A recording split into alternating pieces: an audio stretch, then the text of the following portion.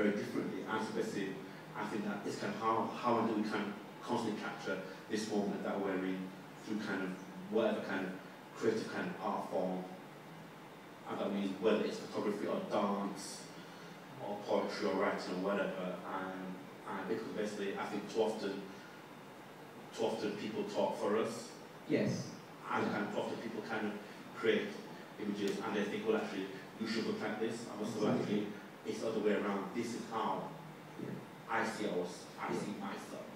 And the other piece of that is, it's people create images for us, but there's another piece of it, which is even in the sector, this thing called the voluntary sector, this thing where, for all intents and purposes, we're working our activism. Yeah.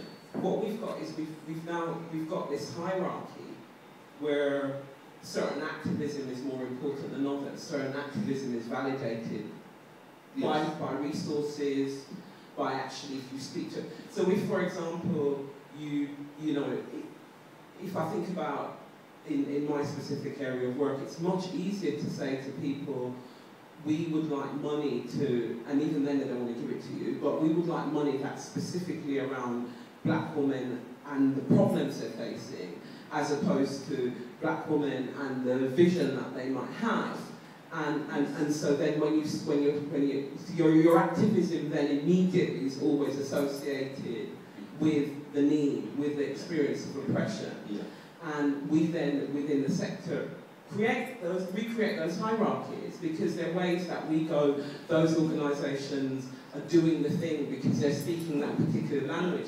And for those activists who couldn't or didn't want to, so many of those people are the people that we've lost along the way, whose voices we no longer hear. And when I was writing that, actually I could hear you in my ear about the need to document our journeys, and the need for us to document our journeys, the need for us to speak our stories, the need for us to actually speak with our own voices, and for us to realise that there isn't this one LGBT voice, there isn't this one thing, you know, and even where we share particular experiences in terms of parts of identity, we are diverse, you know, there are many of us.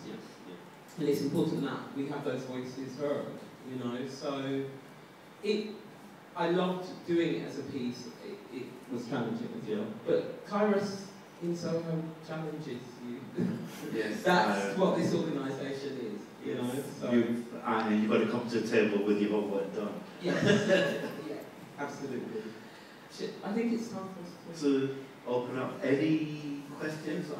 Any of the people was photograph want to say something, what they like, didn't like, how was the process, and then we can open up further.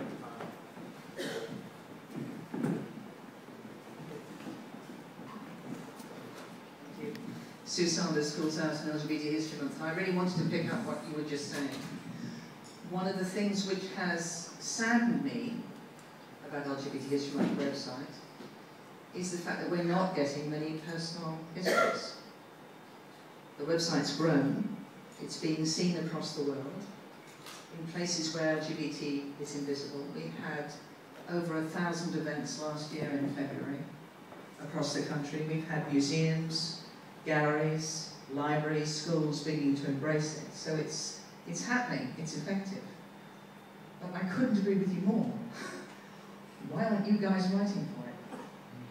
Why aren't you giving us your personal histories? I'm desperate for them. We make it very, very clear. I would have thought on the website, we want to hear from you. We've got a whole area which says personal histories. I am devastated at how we don't get them unless I go off and have a go at somebody to write something.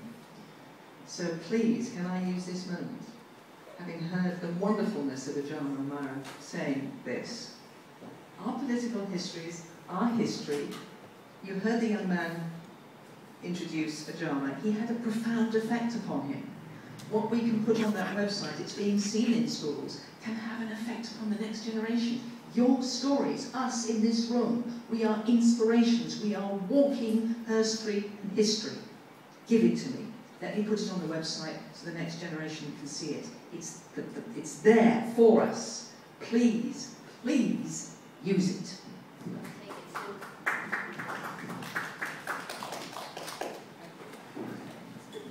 I forgot what I was going to say. No, I'm joking. I was going to say something. I was going to say something about this photography business, yeah. Because I think with the camera, I hate photography. I don't like cameras at all. But I really enjoyed that, you know. I thought it was really cool. And look, I found myself looking at the screen every so often. Thinking, oh, is that really? No, but seriously, I think it's really cool because you don't really see a lot of trans people, especially black trans people. You know, I mean, under the lens. And I think some of the members in my group were saying, yeah, you should do it, and I'm kind of glad I did. You know, so I think, why am I talking? I think what I wanted to say was, yeah, that was cool, thank you. Because it hopefully other people from every community, because I'm black, so obviously I'm going to focus on the black community. Other black trans people and black people, you know, can actually see that, you know, we exist, we're here. And I think I can kind of like relate to what the lady was saying earlier when she's talking about, you know, being of size and so forth. I know like being trans is similar, not the same, but it is similar, like being, you know, invisible. You know, it can be painful, but you know, it can be good too. And I think that's the main thing, you know, curating our own communities and, you know, creating our own histories and having our own past and worries and having, you know, creating a life. I think that's so important. And coming back to a little bit earlier, we were talking about funding, I must have said, no, I'm on the roll. So I think it's also important that we do try to look for ways to fund ourselves as well. I know that different organisations are, you know, much bigger, much more established, and you know, they rely on their funding and so forth. But you know, small organisations, I know Tea House, we don't have no funding, and we're still here. You know, it's about looking at ways of maybe working with different organisations. If one's got, you haven't got, you can swap and chop and change different, you know, different skills and so forth. But I think that's important. That's it. I'm not saying that.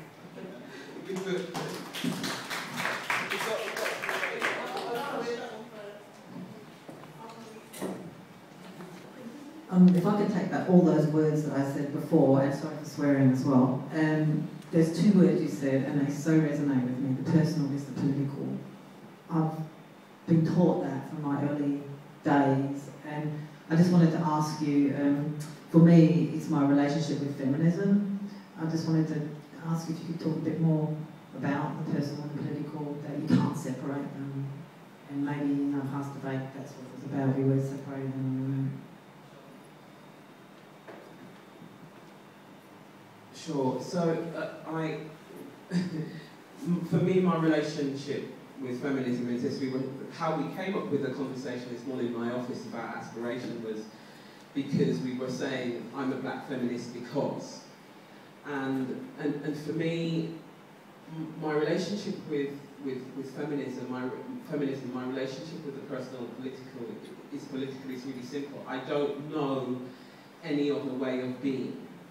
I don't know how to not view the world through these lenses which are constantly being politicized.